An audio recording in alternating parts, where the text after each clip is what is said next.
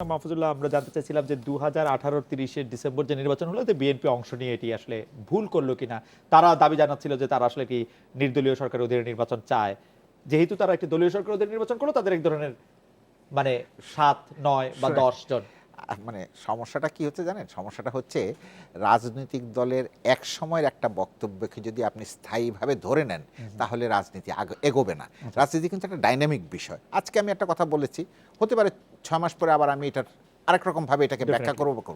আর আমি যেটা মনে করি যে 2018 সালের ডিসেম্বরে 30 ডিসেম্বরে নির্বাচনে অংশগ্রহণ করে বিএনপি বা জাতীয় ঐক্যফ্রন্ট এমনকি বামপন্থী যারা, তারাও কোনো ভুল করেননি। কারণ তাদের কাছ থেকে এটা আজকে পরিষ্কার হয়েছে, তারা প্রমাণ করতে চেয়েছিলেন যে দলীয় সরকারের অধীনে একটা গ্রহণযোগ্য ভালো নির্বাচন সম্ভব না।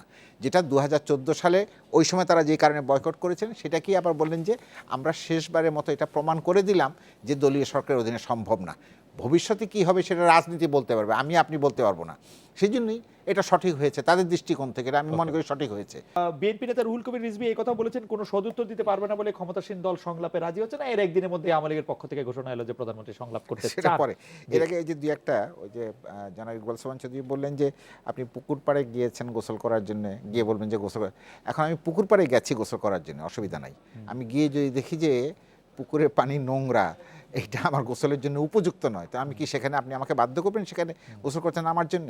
হ্যাঁ, মানুষ বাধ্য হয়। আমার নেতা লেনিন একসময় বলেছিলেন, আমি যদি তৃষ্ণার্ত হই হয়তো নর্দমার পানি পান করব, কিন্তু সেটা এনে আমি ফ্রিজে রাখবো না আরেকবার খাওয়ার জন্য। আপনি তো জানতেনই পুকুরটা কি, না, পুকুর এত নোংরা হবে এটা কেউ জানতো না। এটা বলেছেন যে দরকার হলে আপনি সেটাও বলেছিলেন যে ওই পুকুরের পানি পরিষ্কার করবেন, নীরব বিপ্লব দিয়ে আপনি পুকুরের পানি পরিষ্কার করে ফেলবেন এবং জনগণ আপনাকে ভোট দিয়ে দেবে।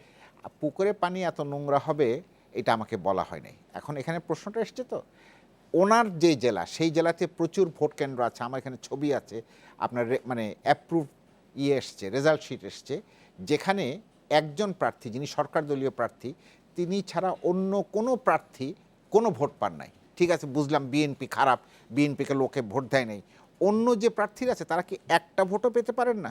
সব শূন্য ভোট পেয়েছেন। এবং এরকম শূন্য ভোট আপনি যদি অন্যদের কথা বাদ দেন, বিএনপি কি করেছে না করেছে, late the election commission release all the compile results, তখন বোঝা যাবে শূন্য ভোট কোন কোন কোন কেন্দ্রে, কোন কোন প্রার্থী কতগুলো কেন্দ্রে পেয়েছেন। ইলেকশন কমিশন সেটা দিচ্ছে না কেন? Why they are sitting on it? তারা সব কিছু ভোট শেষ হওয়ার আগে মানে বলে দিতে পারে ভোট নির্বিঘ্নে হয়েছে, শান্তিপূর্ণ হয়েছে, কত রকমের কত কিছু। আর এই যে আপনি যে প্রশ্নটা তুললেন যে মধ্যাহ্ন ভোজ, আপনি আমাকে বলেন যে এটা উনিও খুব ভালো করে জানেন, অতীতের কথা বাদ দেন, বাংলাদেশে গত 46 বছরের যে সমস্ত কোনো নির্বাচনে মধ্যাহ্ন ভোজের জন্য বিরতি, এইটা আমি শুনি নাই। স্বীকার করছে না যে এরকম কোনো বিরতি দেওয়া হচ্ছে। তাহলে মিডিয়া মিথ্যা কথা বলেছে, তাহলে মিডিয়া মিথ্যা কথা বলেছে, এখানে তাই মেনে নিতে হয় আমাদেরকে। আচ্ছা, এবার আপনার ওই যে প্রশ্নে আসি যে গণতন্ত্রের স্বার্থে, প্রধানমন্ত্রী বলেছেন বলেই গণতন্ত্রের স্বার্থে সংসদে যেতে হবে, আমি এটা মনে করি না। আমি অন্যভাবে দেখি জিনিসটাকে। আমি মনে করি বিএনপি বা জাতীয় ঐক্যফ্রন্টে যারা নির্বাচিত হয়েছেন তাদের নিজেদের কারণেই তাদের সংসদে যাওয়া উচিত। কারণ সংসদে গেলে তারা তাদের অধিকারের বিষয়গুলো, অধিকারহীনতার বিষয়গুলো, মানুষের উপরে নির্যাতনের বিষয়গুলো, নির্বাচনে অনিয়মের বিষয়গুলো, আপনার আমাদের বিচার ব্যবস্থা সম্পর্কে যে সমস্ত অভিযোগ আছে, এগুলো সম্পর্কে যেভাবে তারা বক্তব্য দিতে পারবেন, বাইরের থেকে সেই বক্তব্যটা অত ইফেক্টিভলি দিতে পারবেন না। আর আরেকটা বিষয় হচ্ছে যে যেহেতু আপনার আজকে জাতীয় সংসদের অধিবেশন সরাসরি প্রচারিত হয়, সেখানে তারা মানুষের কাছে অনেক দ্রুত পৌঁছাতে পারবেন। এখন প্রশ্ন উঠে, তারা প্রশ্ন করছেন যে যদি বন্ধ করে দেয়, তো এখন যদি ওই সময় বন্ধ করে দেয় টেলিভিশন, জানবে সবাই। আচ্ছা, তারা বলছেন যদি আমাদেরকে মারধর করে বের করে দেয়, তো মারধর করে বের করে দিলেও তারা জানবেন। কিন্তু তাদের যাওয়ার আগে যে বিষয়টি সরকারের সঙ্গে তাদের স্পষ্ট করে কথা বলা উচিত যে আমি যদি সংসদে আসি, আপনারা কি আমাকে বিরোধী দলের যেটুকু মর্যাদা সেইটুকু মর্যাদা দেবেন, আমাকে কি কথা বলার অধিকার দেবেন? হ্যাঁ, আমি শেষ করে দিচ্ছি। এই বক্তব্যটি একটু পরিষ্কার করে দর্শকদের বোঝার মতো করে বলেন যে মানে আপনি বলছেন যে আপনি মনে করেন যে বিএনপির লোকজনের বা যারা নির্বাচিতদের সংসদে যাওয়া উচিত। আমি তো বললাম পরিষ্কার করে, এটা আমার এই অবস্থান পরিষ্কার। আমি আগেও অন্যান্য কয়েকটা চ্যানেলে বলেছি। আমি মনে করি যে যাওয়া উচিত, কিন্তু যাওয়ার আগে তাদের সরকারের কাছে এটা পরিষ্কার করে বলা উচিত যে হ্যাঁ আমি আসব। কিন্তু আসার পরে আপনি আমার মাইক বন্ধ করে দেবেন, আমাকে কথা বলতে দেবেন না, প্রশ্ন উত্থাপন করতে দেবেন না, আলোচনা করতে দেবেন না। এই বিষয়গুলো আমাকে যদি যথাযথভাবে, আমি বিরোধী, কিন্তু সেই বিরোধীরও তো একটা মর্যাদা আছে। সেই বিরোধী মানুষের বা দল গ্রুপ যেভাবেই আপনি অভিহিত করেন না কেন, কারণ তারা যদি 8 জন যায় তাহলে একটা বিরোধী গ্রুপ হবেন তারা, এবং সেইটার মর্যাদাটা তাদেরকে যদি না দেয়, না দিলে তো তাদের পথ খোলাই থাকবে, তারা ইচ্ছা করলে পুরোটাই বেরিয়ে আসতে পারবেন সংসদ থেকে।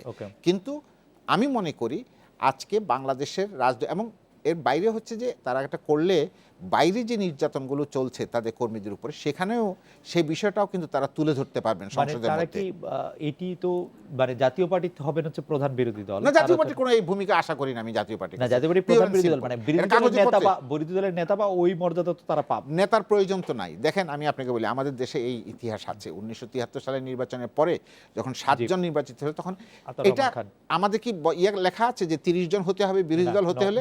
এর আগে আমরা অতীতে দেখেছি এই প্রশ্ন তোলা হয়েছে। তো এইবার 20 জন নিয়ে বিরোধী দলকে মর্যাদা কিভাবে আপনি দিয়েছেন? তাহলে আপনি বিরোধী গ্রুপ হিসাবে তাকে মর্যাদা দেন, সেটা তো দিতে হবে। সেই উদারতা, সেই নমনীয়তা আপনার মধ্যে থাকতে হবে। আমি কিছু করব না, এতিম বালকের মতন তোমরা আসবা, ঘুরে যাবা সংসদে বৈঠকে, এটা তো হতে পারে না। এটা গণতন্ত্রের স্বার্থে হতে পারে। এটি নিশ্চয়ই ইকবাল ভাই বলবেন। আমরা একটা বিরতি নিচ্ছি, বিরতির পর মাহফুজুল